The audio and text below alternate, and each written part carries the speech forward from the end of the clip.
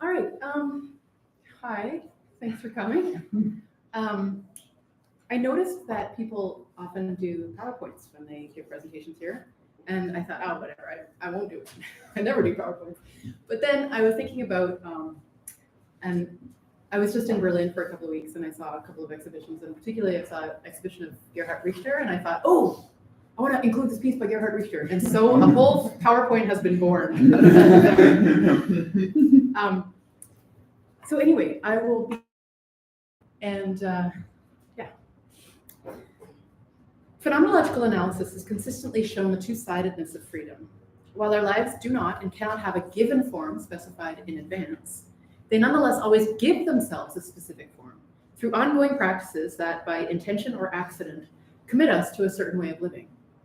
This specificity means that our lives are always also a matter of engagement with an outside, with the specific realities and the unspecified possibilities that contrast with the specificity by which we have defined ourselves. Our lives, therefore, are simultaneously a matter of living with a specific reality, a home, and having to respond to an outside to which we are exposed. While this structure obtains at both a personal and a social level, it is the social that concerns me here. My claim is that phenomenological analysis of the phenomenon of social life provides resources that are especially relevant for feminist philosophy and its attempt to grapple with the possibility of universal principles of justice across different cultural contexts. In conversation with Serene Khader's feminist efforts to establish a set of core values for transnational feminist praxis that are not imperialist and yet universal in their opposition to sexist oppression, I will use John Russon's digestion of the basic political insights of phenomenology and Saba Mahmood's critique of the parochial character of so-called Western conceptions of freedom to develop this philosophical framework. So these are the texts with which I am engaging. Also, I forgot to mention that I printed out a couple of copies, should anyone need to or want to read along. In Decolonizing Universalism, Serene Khader challenges what she calls missionary feminism for importing its own specific ideas about what gender liberation requires into foreign scenes with quote-unquote other women.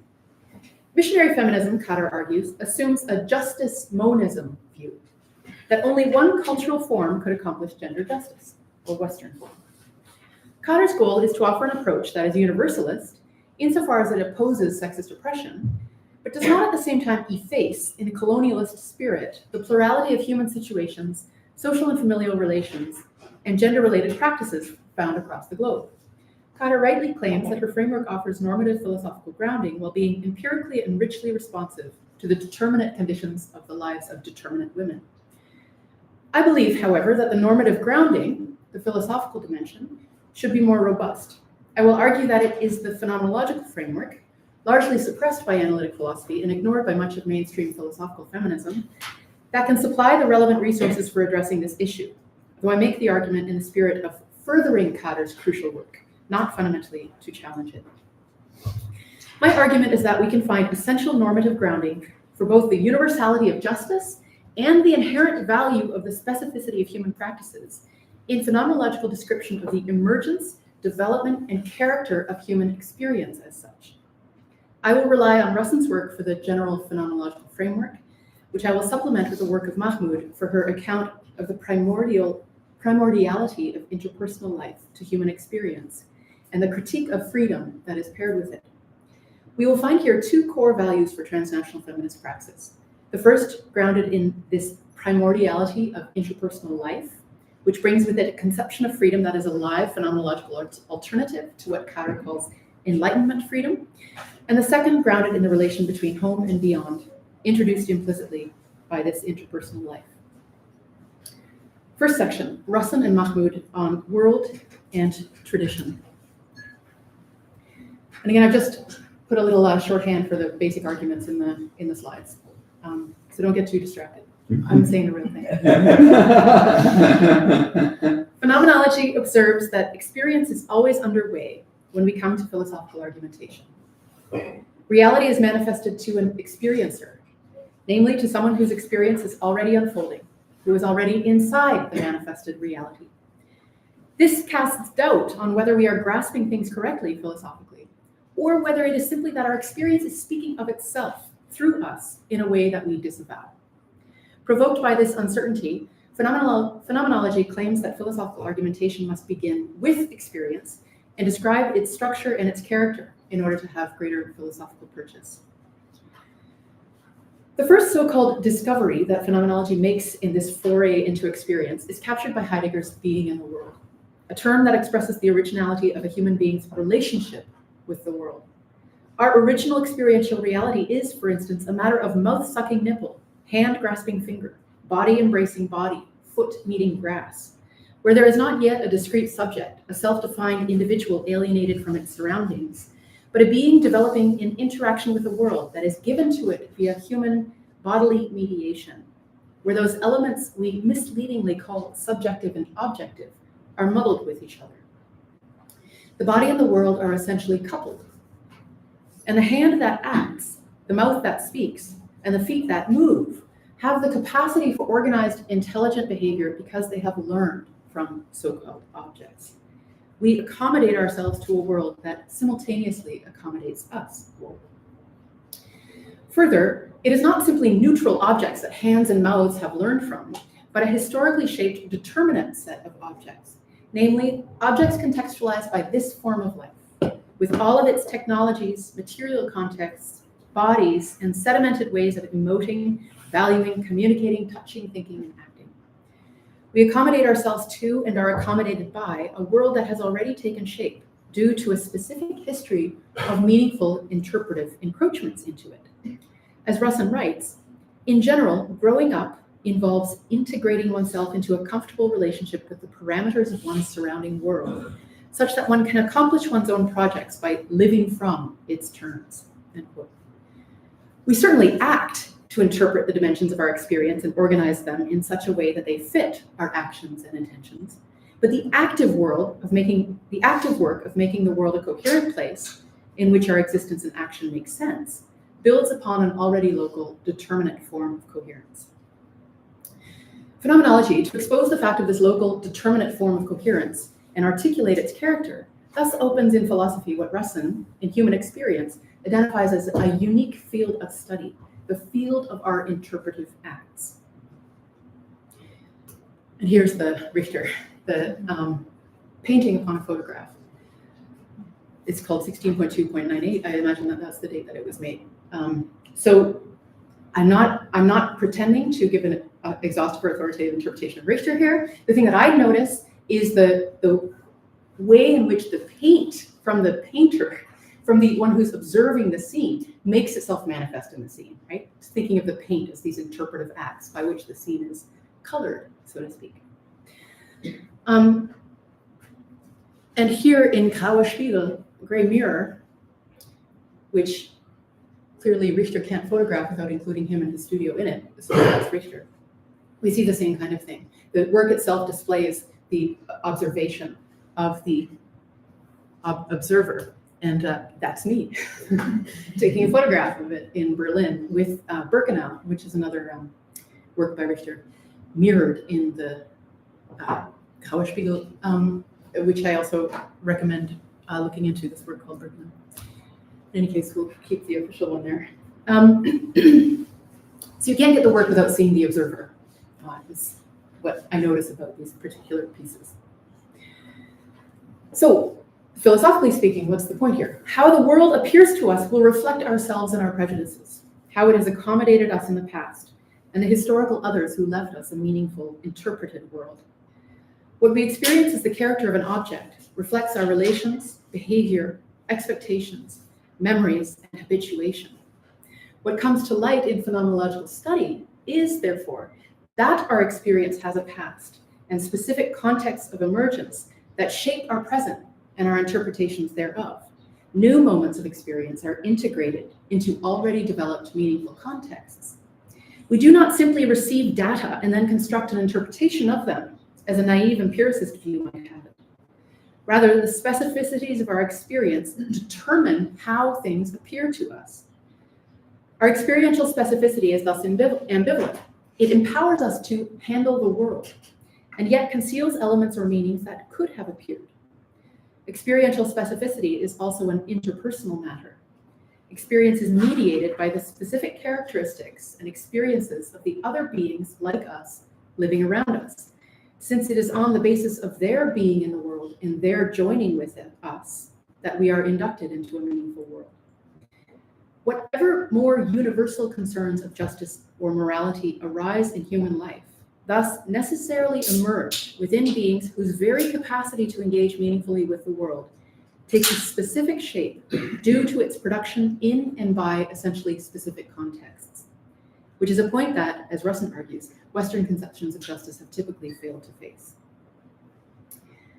Mahmood's parallel account of the tradition-bound character of human experience speaks directly to this critique of Western conceptions of justice and to whether it is possible to develop standards for transnational feminist praxis. Take a look here at these, and this is not something that I saw in Berlin,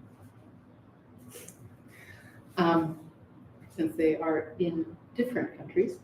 Take a look here at these different architectural accomplishments, each giving expression to a different kind of world. The Gothic Cathedral in Cologne, Germany, the Mies van der Rohe Seagram building in New York, the Nasir al-Mulk Mosque in Shiraz, Iran, and the Temple of Concordia in Sicily.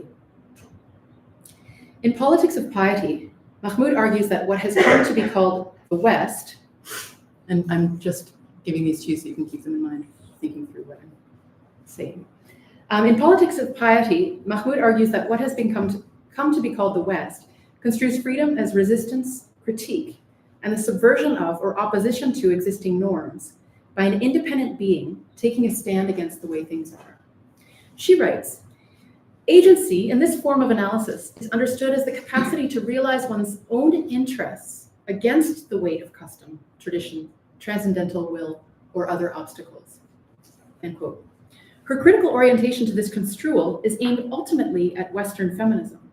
She seeks to denaturalize by showing the cultural character of the normative subject of liberal feminist theory. Such a construal fails to apprehend itself as expressive of a tradition.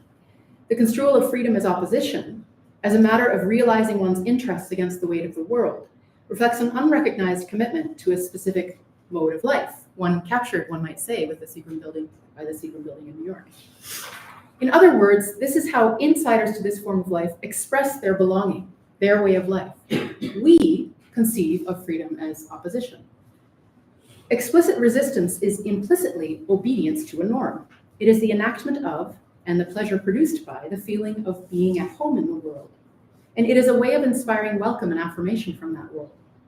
Mahmood's goal is to expose this conception of freedom as parochial and demonstrate that what, quote unquote, we think of as universal values are in fact the one-sided products of this specific way of life.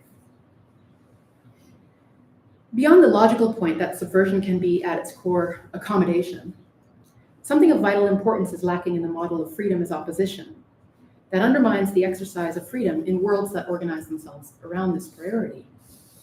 If our actions as free beings are enriched, supported, and filled out by the world around us, if we have the capacity to live, to have a meaningful life and engage in a meaningful world because of the existence of that world and of others, then to prevent access to that world is to undermine freedom and reduce its content. We can imagine why, given basic phenomenological insight, freedom would be relatively meaningless if it were simply a matter of our own self-definition. The content of agency depends on the resources the world around us offers to us, such that to exercise freedom is precisely to be able to mobilize these resources. The normative subject of liberal feminist theory is not simply what would grow in human society if there were no obstructions to it, because it is through specific forms of determination, ambivalently obstructive and productive, that anything grows. Think again of these architectural forms. What rich cultural and religious resources lie implied in these structures, projected by them, that lend themselves to us as avenues for meaningful existence?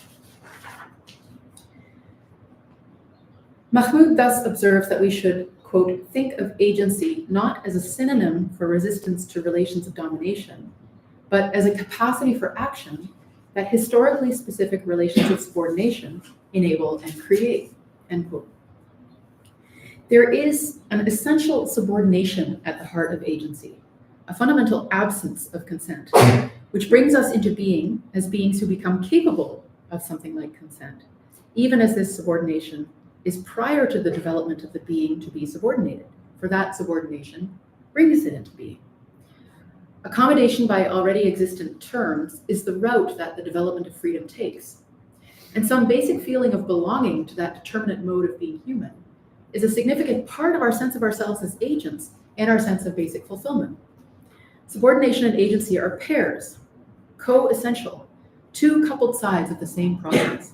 As I grow through, in, and around the meanings that structure and organize my world, they become my meanings, and my grappling with and articulation of them is an experience, expression, and development of my agency. Let us look here at the example of Laila Abu Lughad's challenge to US policy in the war in Afghanistan. One of the factors invoked to motivate the war in Afghanistan was the Taliban's mistreatment of women. But while the US highlighted the unacceptable determinacy of the world from which one would be saving these women, it did not thematize the world to which it would be saving them. Abu Lughad's question concerns the violence that is entailed in this saving too. This is not clearly a world in which women would experience meaning, value, and freedom. In fact, the women she spoke with reflected with compassion on the isolation and loneliness they imagined women in the West would experience, because they interpret the border between home and world to be rigidly structured. If what it is to be human is to be inside a way of life, and to borrow from that way of life in one's own agency, it is not acceptable to simply offer the terms of one's way of life as a meaningful replacement for the way of life of other women. Mahmood's study focuses on Muslim women in Egypt, engaged in shared study and discussion of Islamic scriptures, social practices, and forms of bodily comportment. She observes them to be feeling out their sense of the value of being inside a particular world that makes sense to them, querying its still mysterious corners, exploring its dimensions and depths, and mixing with it their own capacity for sense-making, so that it makes sense to them, so that it hangs together more or less coherently. They supplement the meaning and articulation this world gives their lives with their own activity of engagement, meeting it with their action and interpretation. Inside that world are specific avenues for making one's way, for becoming developed and cultivated. The meaningfulness of lives and actions depends on the existence of these avenues and these rich traditions. As Mahmood writes, quote, "The agency I am exploring here does not belong to the women themselves, but is a product of the historically contingent diverse traditions in which they are located," end quote. They pursue these avenues since they have come to shape their own sense of what it means to live a meaningful life. Individual agency is a matter of being in a world and rising to meet it, grappling with the meanings it has already planted in one's experience, and by which it has given that experience its feel and shape. To make one's way is to do so in a world with determinate possibilities already operative, a rich and developed world that hangs together in a certain way, to which one is already habitually attached, and by which one is already motivated. Freedom is not simply a matter of resisting that world, of being an individual. The resources one has in an individual, as an individual, are meager compared to those of the shared world. Agency is a matter of coupling with the world, realizing its possibilities, and finding the world standing behind one's action, lending that action its weight and substance. Freedom does not exist separately from determinacy. It is always a matter of being with and mobilizing these objects, people, situations, and conditions. The different determinate worlds we inhabit cultivate different orientations and attitudes within us, as well as different desires. So there is no one way to be free, and it is not right to judge someone free simply on the basis of the fact that the determinacies of their practices of freedom are the same as our own. If we are interested authentically in freedom, we must find out what it means for people to engage in action, find out how they navigate their existing world, and find satisfaction, a meeting of self and world, in that world. To be clear, we have not abandoned the possibility of critically engaging with violent, oppressive, and exclusionary practices. This discussion is instead intended to establish the conditions for that kind of critical engagement. The critique must respect belonging to world in oneself and in others. Let us now theoretically pursue the possibility of critical engagement with practices of oppression, exploitation, and violence by turning to the idea of exposure to the beyond in what Russon calls the stance of quote-unquote indifference. Though Mahmood herself does not make this step, the phenomenological account of this experience emerges smoothly, I think, from the discussion up to this point. Section 2. Russon on the stance of indifference. The specific site of experience is, in Russon's terms, a site of exposure. The happening of experience, being in the world, is the unit here. The I and the world more or less in harmony of being at home. Russon argues that in this happening, however, we experience a deeper reality that exceeds the specificity we experience. As Husserl, for instance, has clearly shown, things, people, and the I appear in the form of having different sides that do not appear. The unit we described in the first section of the paper, the happening of experience in its I, other, and thing sides, is always also something that brings with it an outside or beyond. And with it, the possibility that the happening of experience could unfold differently. In experience, we are exposed to a reality that exceeds us. This is felt at the experiential level. Home, as Russon writes, is an edge that I experience as separating what is familiar from what is unfamiliar, such that what is unfamiliar is posited simultaneously and inseparably with the familiar. It is a function of this familiarity to project a domain of alienness. Insofar as it acclimatizes me to this way, these habits, and this world, it cultivates in me a non-familiarity with these other ways, habits, and worlds. The condition of the experience of familiarity is the existence of an outside, a beyond, an other. We can, of course, respond to the unfamiliar in any number of ways, and many respond by denying it. Yet our very practice of homemaking commits us to the idea that those unfamiliar others, also engaged in homemaking, are the same kinds of beings as we are. They have made their worlds, their homes, for reasons that are similar to ours. And here, and this is not from Berlin, but it's a Agnes Martin piece. Here we get, in some sense, a kind of representation of the stance of indifference, of indifferent universality. Space is separated into a grid. This is true. It is, one can analyze space in terms of a grid. Each point is identical and like the others, even while it occupies a different position. This clearly captures, as I said, one aspect of the nature of space, its indifferent quality. And it is what an artist has to respect in order to be expressive, the abstract character of space, the measurable character of space. And it's what we rely on in order to make our way in this specific world. The generic quality of space, the political recognition of people of ourselves as generic people who are welcome in it, no matter who we are. A kind of image for a different universality. And what's interesting, of course, about Martin, and we're not going to, again, give an exhaustive interpretation of this particular work, is that she's putting on display, in some sense, the conditions of expression, right? And that this geometrical orientation towards space, but also, in some sense,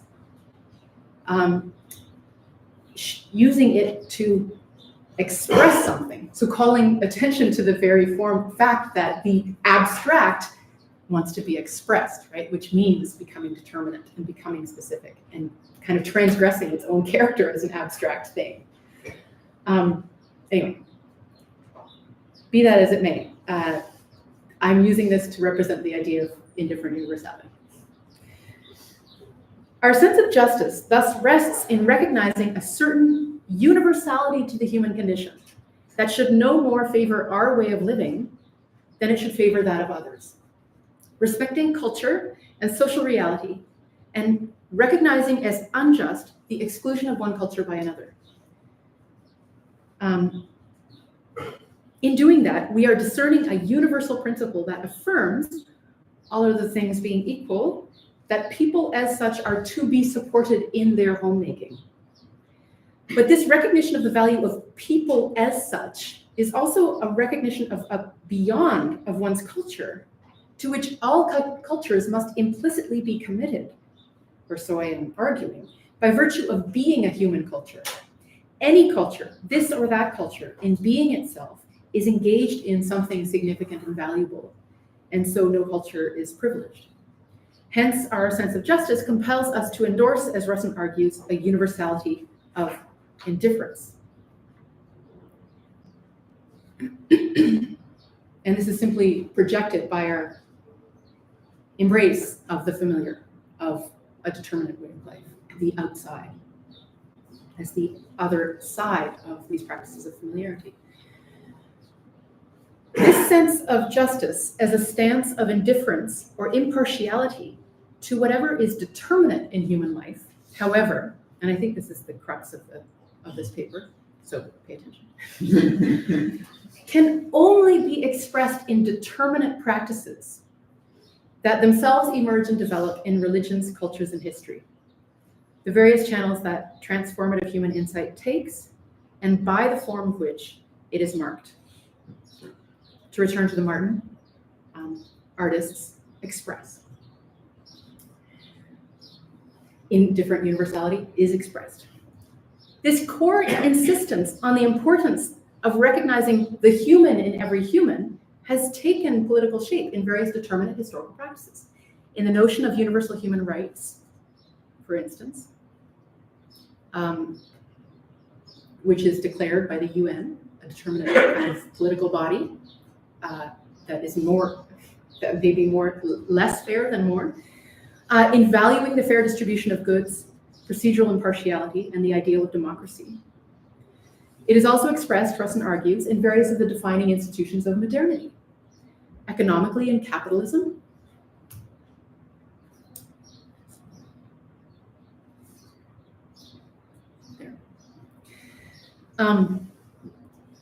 scientifically in the scientific revolution, and politically in liberal representative democracy. Three separate kinds of problems arise here. First, because the stance of indifference is an idea hatched historically in human culture that must itself be enacted in and as various specific political, social, and economic practices, it can never be purely indifferent. Second, the moral recognition of an indifferent human universality can play too forceful a hand regarding the other aspect of the human condition that I tried to explain at length in the previous section, its tradition-bound and determinate character, and it can disavow and underestimate this character. Third, and relatedly, the institutionalized practices of recognizing indifference necessarily fail to uphold the indifference to which they are committed in principle.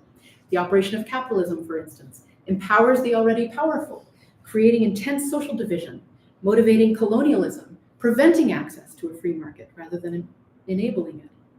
Modern science produces an instrumental conception of truth that drives an invasive relationship with nature and normalist technological development that undermines human habitation of the planet. And the political ideal of individual rights fails to protect the necessarily exclusionary needs of belonging and works against redressing injustice in historically established situations of inequality. Think about the claim to equality and how that undermines existing efforts to actually accomplish equality. All these practices and institutions can be criticized in the name of the very principle that inspired them, such that supporting the principle may require opposing the practices and institutions that, while they once ushered that principle into being, now betray and jeopardize it. The seeming contradictoriness facing the moral stance of indifference is that it can never simply be indifferent to determinacy, as it is explicitly invoked to protect people who are essentially determinate and who need to belong somewhere. Thus, it must not suppress and disavow determinacy, which Russon's analyses show that we bring along even in our claim to the stance of indifference. As Hegel observes, everything that forces its way into the objective and real world is subject to the principle of particularization. This is the crucial point that Russon's analyses make clear, and that typical Western conceptions of justice fail to perceive adequately. The perspective of indifference, because it is a one-sided recognition of the human reality beyond culture, encourages a sense of moral self-righteousness in its self-identification as liberating, when in fact, through its suppression of determinacy and difference, it becomes a force of oppression. Indeed, the key site for practicing this indifference, intercultural interaction, has been a site for destroying the relations that make up the heart of the human, as Fanon writes, eroding human unity and installing fracture into community. And so here we see a fourth problem. Those whose Western liberal practices have most forcefully executed the stance of indifference, one might argue, have related to this beyond, this idea of humanity as such, as though they uniquely and unproblematically embody it, recognizing neither the limitations and biases of their own cultural determinacy, nor the fecundity and richness of different human practices. The momentum of influence and cultural interaction is thus allowed to go only one way. Further, it is as though paid for. The West provides its culture and practices of indifference and demands the vast material wealth of the colonized and the diversity of their expressions of freedom in return. Influence goes out, wealth comes in. In place of this self-satisfied and ultimately imperialist liberalism, we need, Russon argues, an ideal and a practice of multiculturalism understood itself as a determinate, unpredictable practice unfolding among determinate people. What is recognized in the insight that human beings are necessarily tradition-bound is the fact that who others are shapes who we are. And this mutual influence reaches into the domain of indifference as well, where we encounter those who live in other ways. Because we are different people, encounters with each other in the domain of indifference, in the domain of this beyond, are not encounters with indifferently generic, but with specific people. Consequently, an authentic embrace of the value of the beyond of human reality will always be an open interaction with determinacy, in which we, whoever that we is, are as much educated and transformed by our encounter with them, whoever they are, as they are educated and transformed by their encounter with us. Third section, traditions and the stance of indifference. Khader, finally, on sexist oppression. We have thus far sketched two basic principles that support Khader's incisive critique of missionary feminism. The necessarily cultured, historical, tradition-bound character of human beings in terms of which they belong somewhere, and their status as human as such. The first underlines Khader's point that our sociocultural forms will inevitably be determinate, and that just as monism is a non-starter. Ideals are always expressed in and through determinacy. The second may indeed move us to judge negatively certain practices for transgressing the idea of the human as such. Still, and here I take myself to be defending one of Khader's central points, if we are committed simultaneously to the first, we must acknowledge that we cannot meaningfully judge any such practice prior to engagement with it and with those who live it and can reveal its meaning to us. Further, we cannot legitimately approach such practices while imagining them to be abstract and separate from other substantial elements of human life, such as the empowerment operative in belonging somewhere, and thus cannot imagine that opposing a single practice is unilaterally good. Nonetheless, opposition to sexist oppression is grounded in the second principle. It is right and proper to oppose sexist oppression, though we cannot be sure we are seeing it when we think we are, because human beings are sites of exposure, irreducible to their determinacy, and demanding in principle that they be free of the constraints that would impose upon them only one determinate way of being free, or vision of freedom. Khader herself requires some grounds for arguing, notwithstanding the significance of cultural determinacy, that sexist oppression is wrong and should be opposed. Her arguments for a non-ideal universalism seem technically strategic, whereas I believe they can and should be grounded in a philosophical framing that would assert there is a universality to be discovered here. She offers three strategic arguments. One, quote, "It is unclear how feminism can be a meaningful normative doctrine without universalist commitments," end quote. Two, cross-border feminist politics is needed because of geopolitical changes, particularly those of, quote, "cross-border formations of power brought about by an increasingly neoliberal global order," end quote. And three, since imperialism by definition is a border-crossing phenomenon, it is unclear, and this is a quote, that rejecting universalism can yield coherent anti-imperialist positions, end quote. These are legitimate insights, but on their own, I believe they are insufficient and rest on the unstated presupposition that what is true emerges directly from what is needed. Such a link would need to be established here, or one would need to argue that, independently of what we may or may not want from the point of view of a concern for justice, we do, in fact, share in something universal. I take the latter approach here, that we share in something universal. The normative grounding for the argument against sexist oppression lies in the actual beyondness, or the humanity, of women, which must not be denied and subordinated to others, and which reveals itself within experience as one of its constitutive structures. Further, it is not that any given woman must assert this humanity and actively choose her activities, and that she must understand that she could choose otherwise in the mode of the reflexive role distance that Khader rightly criticizes. To require such would be to transgress the determinate and its influence and power in herself and the other, as well as to disavow the absence of distance we have from our own ways of life. However, it is incumbent upon any culture, as I have argued, to be committed in some sense to the stance of indifference.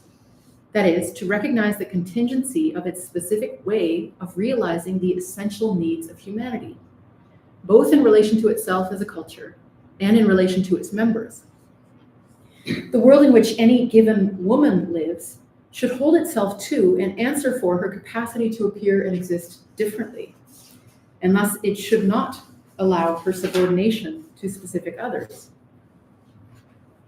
But this general claim is always accompanied and held in check, and here I take myself to be expressing Khader's arguments, by two significant considerations grounded, I believe, in phenomenological insight into the determinacy of forms of life. First, a person may still well live in ways that she takes to be commanded by external traditional dictates. For there may be a sense of fulfillment here that is important to her in such a way that to live in terms of these commands is an expression of her enactment of her own life, and thus the very avenue through which she experiences and can discern her own agency. After all, freedom and fulfillment are bolstered and conditioned by the worlds to which we belong. So our attachment to these worlds is never purely one of subordination. Second, one could never actually, or in practice, legitimately honor one's status as beyond determination, as though it were possible to avoid determination. We can take as an example Khader's approach to what she calls household headship complementarianism, which, as a gender complementarian view, believes that men and women should occupy different social roles. In particular, it associates the feminine role with specialization in household labor and dependency on and deference to men, and associates the masculine role with preferential and direct access to goods that are necessary to survival. While Khader does not oppose all gender complementarian worldviews, she asserts that headship complementarianism is incompatible with feminist ideals because it builds, quote, asymmetrical vulnerability into the roles, end quote. Yet, she simultaneously argues that working through and with this complementarianism to enhance women's situations may be the proper feminist thing to do in any given situation. Put in terms of my argument here, the duality of these foundational principles will often require that they find a way to compromise with each other. Khader seeks to establish a non-ideal universalism, claiming that opposition to sexism, quote, underdetermines how gender justice should be brought about in particular cases, end quote. My desire here is essentially to support that work through the infrastructure that I believe is provided by 2 points. One, a phenomenological analysis of the determinacy of experience offers normative justification for this underdetermination and a philosophical argument for the political weight of determinacy. And two, phenomenological analysis of the stance of indifference offers normative justification for opposition to sexist oppression. These 2 points dovetail in the fact that any expression and recognition of our status as beyond must travel through the gauntlet of determination. The discerning agent must find out how to render opposition to sexist oppression inside this situation. And that is the point that Khader is trying to get across in this idea that universalism is non-ideal. Just as there is an inevitable determinacy to our existence and to the place we make a home, so also action in the name of our character as beyond home will be determined. Russon invokes the example of art, to bring this full circle, to illuminate the two-sided character of determinacy. The artwork is not simply its finite material, but brings meaning to manifestation that outstrips the determinacy of its expression. This is similar to the character of cultural practices. Through them, we express our commitments and character. But this expression and these commitments will always outstrip the determinacy of their expression. Nevertheless, they rely on determinacy in order to appear at all. Those who have historically been heavy-handed with the stance of indifference have degraded this two-sidedness in the practices of others. And here, to put my own cultural determinacy on display, as a person who has inherited the Western Christian tradition, is a Botticelli, another work that I saw in Berlin. A Christian scene with an angel writing.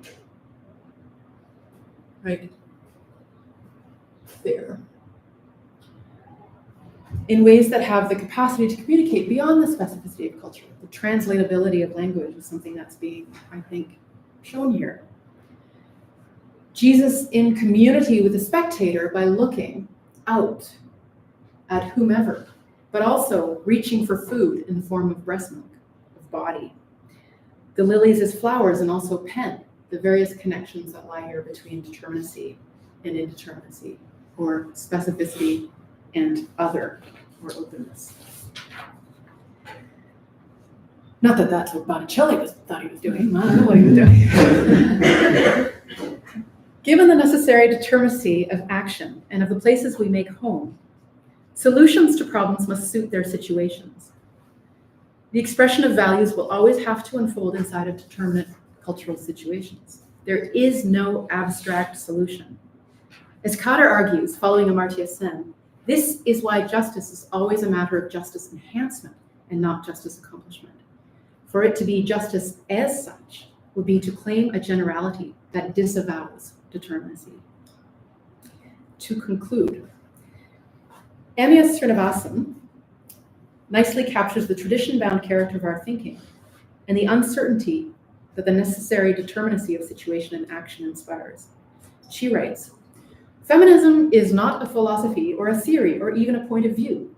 It is a political movement to transform the world beyond recognition. It asks, what would it be to end the political, social, sexual, economic, psychological, and physical subordination of women? It answers, we do not know. Let us try and see." End quote. This "we do not know" could be feminism's strength if it would finally acknowledge the determinacy that surrounds it and that fills the world with a richness that will never, to our delight, be comprehended. Yeah.